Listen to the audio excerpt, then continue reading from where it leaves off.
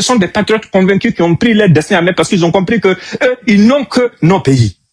Les gens qui vivaient dans nos pays comme des touristes, qui s'étaient autoproclamés politiciens et qui pillaient nos nations-là, n'avaient rien à foutre avec notre avenir. C'est contre ça que les militaires se sont insurgés. C'est par le passé, les gens ont utilisé les médias, la presse française notamment, pour préparer des coups d'État. Ils préparent l'opinion publique. Ils ont utilisé cette même presse pour créer le chaos. Ils ont utilisé cette même presse pour créer des situations de génocide sur le continent africain comme au Rwanda. Et c'est cette même stratégie qu'ils avaient voulu adopter à ces siècles, en commençant d'abord par le Burkina, en faisant croire à un chaos imminent pour créer le désespoir chez les populations, pour créer la débandade dans les rangs de nos armées et de nos VDP. Mais nos hommes sont restés stoïques, forts. Comme je le disais au tout début, les directions devenir rares. Beaucoup se posent des questions. Pourquoi? Le pourquoi, c'est le travail qui est devenu beaucoup. On est sur plusieurs fronts à la fois. On ne peut pas tout déballer. Parce que quand on est au service du peuple, d'une cause aussi noble que cette révolution, on n'a pas de repos. On se bat jour et nuit, bec et ongle. On fait tout ce qu'il faut faire pour pouvoir parachever cette œuvre. Et c'est ensemble que nous le réussirons. Donc on ne va pas se fatiguer. On ne va jamais se fatiguer. À plus forte raison, se décourager. Parce que ce que nous sommes en train de bâtir, là, ça dépasse nos propres personnes. Nous sommes en train de construire un avenir pour nous-mêmes, pour nos enfants, pour nos futurs petits-enfants et pour toute notre société. Nous sommes en train de bâtir pour que nos enfants ne connaissent pas la souffrance que nous avons connue. Nous sommes en train de bâtir des nations fortes et prospères pour que ces nations puissent servir d'exemple.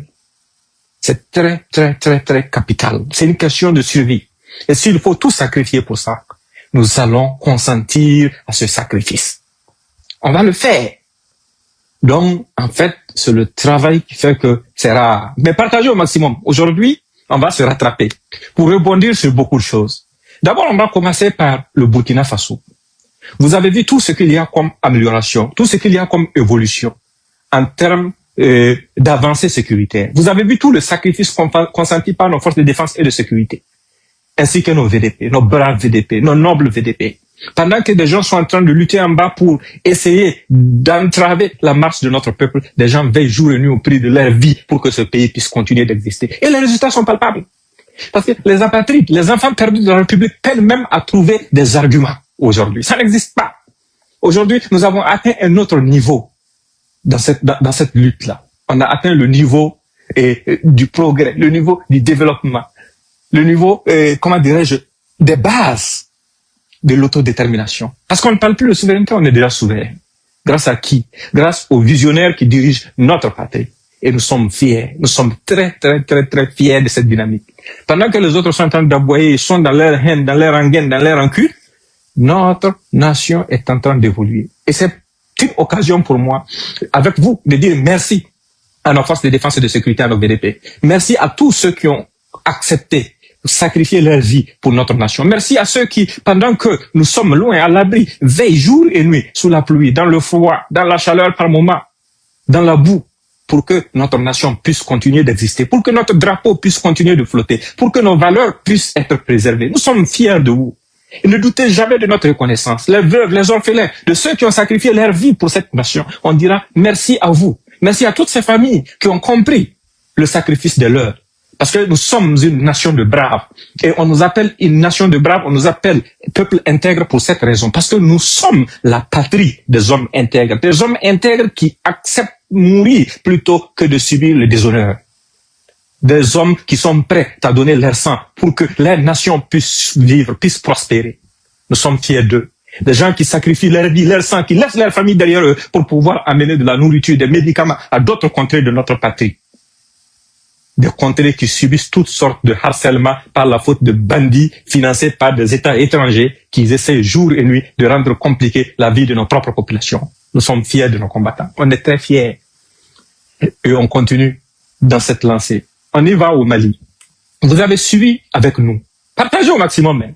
Nous avons tous suivi ensemble toute la propagande mensongère que le Mali a subie. Mais ça ne vous rappelle rien? Ça ne vous rappelle rien du tout? Dans un passé récent, c'était le tour du Burkina Faso. Ils alignaient les articles, ils alignaient la désinformation pour essayer de faire croire qu'il y avait des mutineries qui se préparaient au Burkina, qu'il y avait des groins dans les casernes, qu'il y avait des tirs à Ouagadougou, que les terroristes étaient sur le point de prendre Ouagadougou. Ils le disaient jour et nuit. Ici, que le président avait fui. Après avoir franchi cette étape et ayant échoué à manipuler notre opinion, parce que notre peuple est un peuple mature. Notre peuple est un peuple mature, un peuple qui a compris, un peuple qu'on ne peut pas berner, un peuple qui sait ce qu'il veut. On ne se vante pas d'être une nation riche, non, mais nous avons compris que nous sommes un peuple travailleur. Nous sommes une nation de braves et d'hommes intègres et nous pouvons construire. Nous pouvons construire ce dont nous rêvons. Nous pouvons transformer notre nation en ce en quoi nous aspirons. Et c'est grâce à notre travail, grâce à nos efforts, que nous allons bâtir la meilleure nation en Afrique, la nation la plus prospère en Afrique. Parce que nous sommes un peuple qui n'a pas peur de travailler. Nous sommes un peuple qui a conscience de la nécessité du sacrifice pour pouvoir accomplir son destin. Donc, ils sont allés déposer leurs bagages maintenant au Mali, essayant de faire la propagande pour essayer de faire croire que Bamako allait tomber. La honte, l'indignité dont ils ont fait preuve est sans équivoque. Parce que si c'était des gens civilisés, cette soi-disant République française, ou bien l'Union africaine, ou la CEDEAO et autres, le minimum qu'on demande à un être humain conscient, c'est de condamner le comportement de lâches qui utilisent des actes de perfidie pour incendier des camions qui viennent ravitailler des populations civiles en hydrocarbures pour que les gens puissent vivre normalement. Aucune condamnation de leur part. Au contraire, des voisins comme l'Algérie abritent ces gens, les aident, les soutiennent dans leur démagogie. Contre qui? Contre notre peuple. C'est pas contre les militaires au pouvoir. Parce que, je vous le rappelle, à chaque fois quand ces gens essaient de vous dire que non, ils se sont insurgés contre les militaires au pouvoir, c'est faux. C'est pas contre les militaires qu'ils sont, c'est contre vous. Quand ils ont commencé à vouloir diviser le Mali et subdiviser le Mali, là, c'était pas un militaire qui était au pouvoir. C'était sous un régime soi-disant démocratiquement élu. Quand ils ont tiré le premier coup de feu au Burkina, quand ils ont déguerpi des villages au Burkina, quand ils ont assassiné des Burkinabés, c'était pas un militaire qui était au pouvoir. Non. Quand au Niger, ils ont commencé leurs atrocités, c'était pas un militaire qui était au pouvoir. C'est pas contre les militaires qu'ils sont, c'est contre nos populations civiles qu'ils sont. Maintenant, ces militaires ont compris leur jeu parce que les politiciens étaient tombés dans leur jeu. Ils libéraient des terroristes pour pouvoir organiser des élections. Donnaient des valises d'argent à des groupes terroristes qui revenaient endeuiller nos familles. Ils ont dit non, trop, c'est trop. Et pendant ce temps, ces mêmes politiciens s'enrichissaient et envoyaient leurs maîtresses à Dubaï pour faire les achats. Envoyaient leurs enfants aux États-Unis, au Canada pour aller étudier dans des grandes écoles. Envoyaient leurs femmes leurs femmes aller se soigner en Belgique, en France ou quelque part d'autre pendant que notre nation est en train de périr. Non. Ces militaires-là se sont insurgés contre ça. Dites-moi, que ce soit au Mali, au Burkina Faso ou au Niger, lequel de nos dirigeants a un seul membre de sa famille, même pas son enfant direct ou sa femme, un membre de sa famille directe là, qui est installé à l'extérieur en train de suivre des études là-bas. Ça n'existe pas. Ou bien qui vit à l'extérieur, ou bien qui a quitté nos nations. Ça n'existe pas du tout. Ça n'existe pas. Ce sont des patriotes convaincus qui ont pris leur destin à main parce qu'ils ont compris que eux, ils n'ont que nos pays. Les gens qui vivaient dans nos pays comme des touristes, qui s'étaient autoproclamés politiciens et qui pillaient nos nations là, n'avaient rien à foutre avec notre avenir. C'est contre ça que les militaires se sont insurgés. C'est contre la mort de nos civils. C'est contre le sacrifice de nos braves soldats que ces gens-là se sont insurgés pour améliorer les choses. Pendant qu'on disait que les hélicoptères ne pouvaient pas voler la nuit au Burkina Faso, pendant qu'on affamait des gendarmes à Inata, les gens étaient en train de célébrer dans de grands hôtels en Suisse et ailleurs, dans le sang de nos braves. Mais depuis que nos dirigeants actuels sont là, est-ce qu'on a déjà manqué de matériel? Ayant échoué à faire ce qu'ils voulaient faire chez nous, ils l'ont transporté, comme je l'ai dit, au Mali. Mais dans leurs analyses, il y a quelque chose de très important que ces gens omettent. La grande majorité de nos populations ne sont pas armées. Ceux qui subissent le terrorisme là n'ont pas pris des armes. Les terroristes arrivent à faire certaines choses dans certaines localités parce que les gens ont fait le choix de rester dans la République et de confier leur défense à l'État. Le chaos que vous imaginez là, si c'était en train d'arriver là, nos pays là, c'est pas l'Afghanistan ou la Syrie. Le jour que les gens vont sentir que leurs vies sont vraiment menacées, les terroristes ne vont pas croire. Est-ce que vous savez ce que les communautés, les peuples marginalisés qui sont victimes de ces terroristes, les Songhai, les Mossi, les Bambara, les Dogons et autres, qui subissent toutes sortes d'atrocités de ces terroristes, est-ce que vous savez ce que les gens sont prêts à faire pour se défendre le moment venu? Vous n'avez aucune idée. Vous n'avez aucune idée. Donc, faire croire qu'une de nos nations peut tomber sous le joug de ces petits bandits-là, c'est rêver. C'est un rêve irréalisable. En tout cas, tant qu'un seul patriote va vivre, ça ne va jamais arriver. Nos valeurs ne sont pas négociables. Personne ne va venir changer notre mode de vie. Absolument personne. Et à ce siècle, personne ne va nous coloniser. De par le passé, les gens ont utilisé les médias, la presse française notamment, pour préparer des coups d'État. Ils préparent l'opinion publique. Ils ont utilisé cette même presse pour créer le chaos. Ils ont utilisé cette même presse pour créer des situations de génocide sur le continent africain comme au Rwanda. Et c'est cette même stratégie qu'ils avaient voulu adopter à ce siècle, en commençant d'abord par le Burkina, en faisant croire à un chaos imminent pour créer le désespoir chez les populations, pour créer la débandade dans les rangs de nos armées et de nos VDP. Mais nos hommes sont restés stoïques, forts. Les coups de publicité de quelques bandits qui débarquent au niveau des ronds-points dans une localité reculée du pays pour se filmer autour de ce show-là. Ça donnait quoi? Rien. Parce que nous avons compris. Notre armée a compris. Nos VDP ont compris. Et nous avons foi en nos dirigeants. Nous savons ce pourquoi nous nous battons. Et c'est ça, ils sont allés dupliquer au niveau du Mali. Quand ils vont finir avec le Mali, ils vont venir pour dupliquer le même scénario au Niger. Mais nous sommes préparés. Et c'est pour ça qu'on doit continuer à informer, à sensibiliser notre peuple pour que les uns et les autres puissent comprendre qu'on doit dépasser ce jeu-là. Ces gens-là, ils ne sont pas de notre côté. Des gens qui n'ont même pas le courage d'appeler les terroristes. Parce que quand il s'agit de nous, nos pays, des nations qui ont dit non à la France, ils appellent ceux qui massacrent nos familles, ceux qui violent toutes les conventions internationales, ils les appellent djihadistes, ils les appellent pas terroristes. Il y a une grande nuance là-dedans, il y a une grande différence. C'est un jeu de mots très perfide et très dangereux. Dire que ce sont des djihadistes, ça sous-entend qu'il y a une légitimité religieuse derrière ça. Dire que ce sont des terroristes, ça veut dire que ce sont des bandits armés qui terrorisent des populations qui n'appartiennent à aucune religion ou à aucune ethnie. Ils essayent coûte que coûte d'essayer de donner une coloration djihadiste à cette affaire. Alors que ce sont des terroristes reconnus par les Nations Unies comme terroristes, reconnus, classés même par les États-Unis comme terroristes. Mais pourquoi la presse française refuse toujours, dans le cas de nos pays, d'appeler ces gens terroristes? Ce n'est pas par hasard.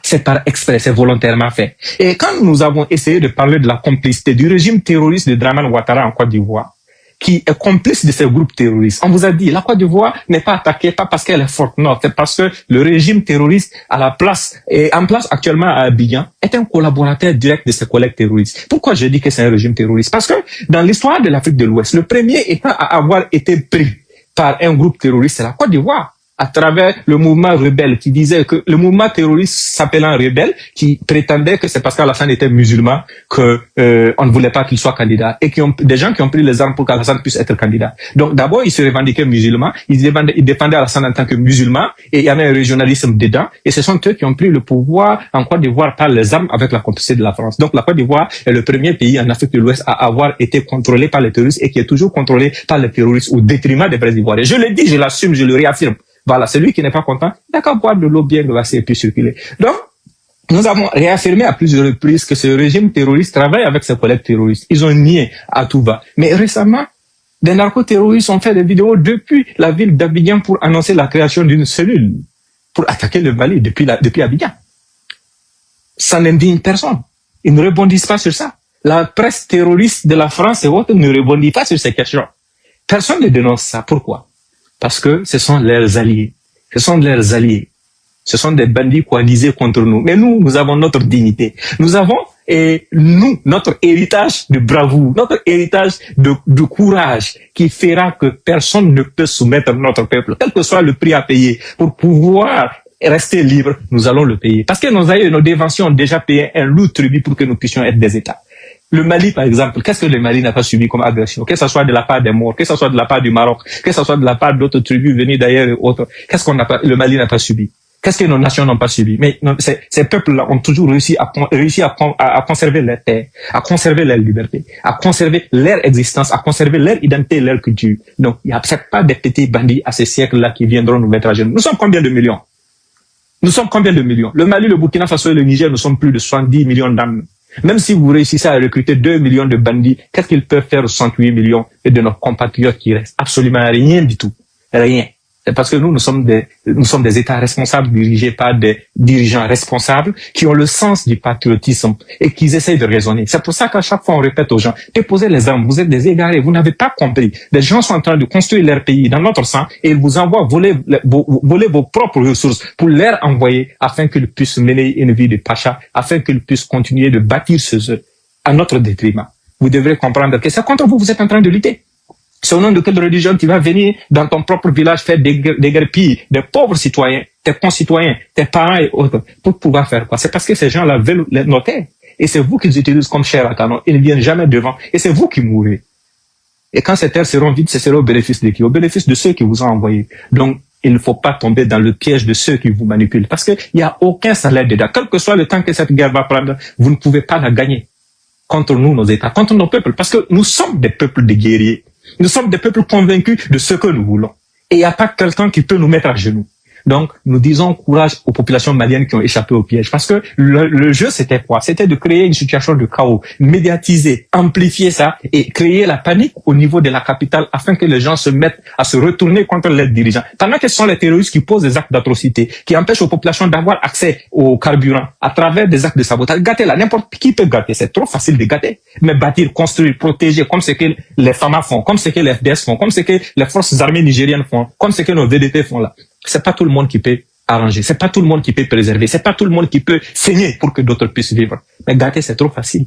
C'était dans cette logique qu'ils étaient. Mais ça n'a pas marché. Le peuple a bien compris. Le peuple est mûr. Le peuple ne peut pas se faire prendre à ce piège. Donc, courage au peuple malien. Courage à nos frères du Mali. Vous avez vu les enjeux. Vous avez compris les enjeux. On doit rester